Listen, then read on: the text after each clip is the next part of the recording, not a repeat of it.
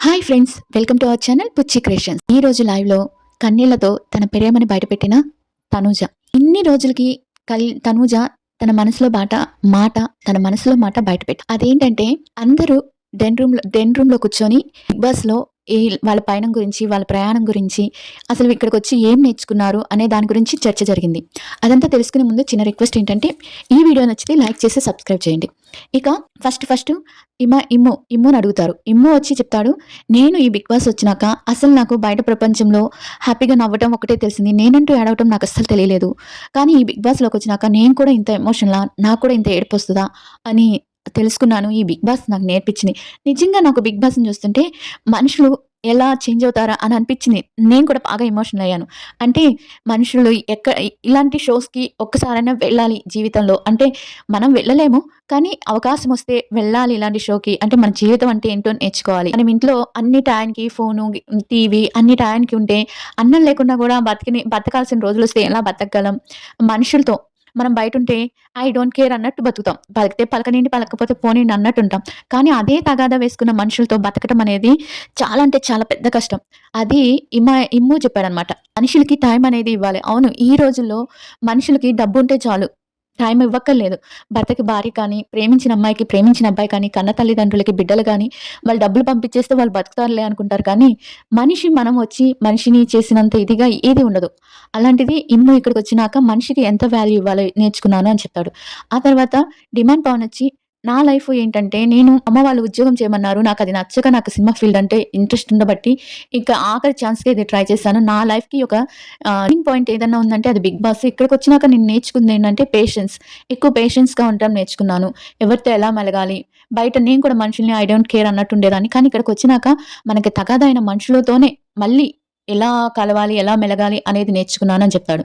తర్వాత సంజన వచ్చి, నేను ఇక్కడికి వచ్చి నేర్చుకున్నది ఏంటంటే, మనం ఎంత ఉన్నవాళ్ళమైనా నాకొక పెద్ద దేవుడిచ్చిన గిఫ్ట్ లాంటిది బిగ్ బాస్. నాకు నేనేంటి నిరూపించుకునే ఛాన్స్ వచ్చింది అని సంజన చెప్తది.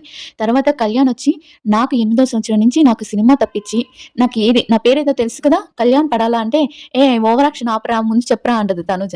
అంటే తను అనగానే, ఆహా చెప్పాల్సిందే, నా పూర్తి పేరు పవన్ కళ్యాణ్ పడాలా, పవన్ కళ్యాణ్ నా పేరు అని చెప్తాడు. ఆ తెలుసులే ఓయ్ అని అంటది తనుజ.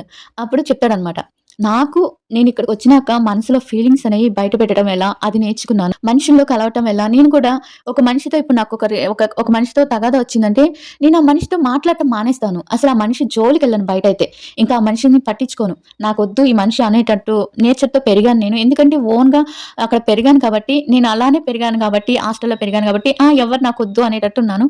కానీ ఇక్కడికొచ్చినాక నాకు మనుషుల విలువేంటో, మనుషులు ఇదేంటో నాకు కొంతమంది తెలిపారు. ఆ కొంతమంది ఎవరో మనకు తెలుసు, బట్ పేరు మాత్రం చెప్పలేదు. ఇమ్ము నాకు చాలా ఇష్టం. ఇమ్ము అంటే అన్నయ్య దొరికాడు నాకు. అలానే కొంతమంది ఫ్రెండ్స్, చెప్పుకోలేని వాళ్ళు అందరూ దొరికారు. అలా నేను ఇక్కడికొచ్చినాక నాకు మీకన్నా బయటకెళ్తే ఏముందో తెలుస్తుంది. కానీ నాకు బయటకెళ్తే అసలు ఏం చేయాలో కూడా తెలియదు. నాకు మీరందరూ హెల్ప్ చేస్తారని నేను అనుకుంటున్నాను. మీరందరూ ఎప్పుడు నాతోనే ఉంటారని అనుకుంటున్నాను అని అందరిని కలిసి చెప్తాడనమాట. ఇక్కడ వీళ్ళందరికన్నా కొంచెం ఎమోషనల్ అయి చెప్పింది ఎవరంటే తనూజ.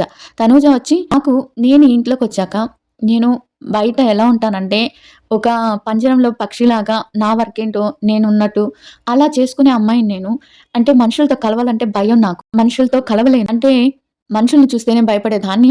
అలాంటిది ఇప్పుడు మనుషుల కోసం తాపత్రపడే దగ్గరకొచ్చేసాను. నాకున్న ఒక వీక్‌నెస్ ఏంటంటే, నాలో ఉన్న ప్రేమను కానీ, నాలో ఉన్న మాటల్ని కానీ ఒక మనిషికి నేను ఎక్స్‌ప్రెస్ చేయలేను. నన్ను ప్రేమిస్తున్న వాళ్ళకి కానీ, నేను ప్రేమిస్తున్న వాళ్ళకి కానీ, నేను ప్రేమిస్తున్న వాళ్ళని కానీ నా ప్రేమను ఎక్స్‌ప్రెస్ చేయలేను. నేను వాళ్ళకి వ్యక్తపరచలేను. అది ఎలా చెప్పాలో కూడా నాకు తెలీదు. అలా ఉండేదాన్ని నేను.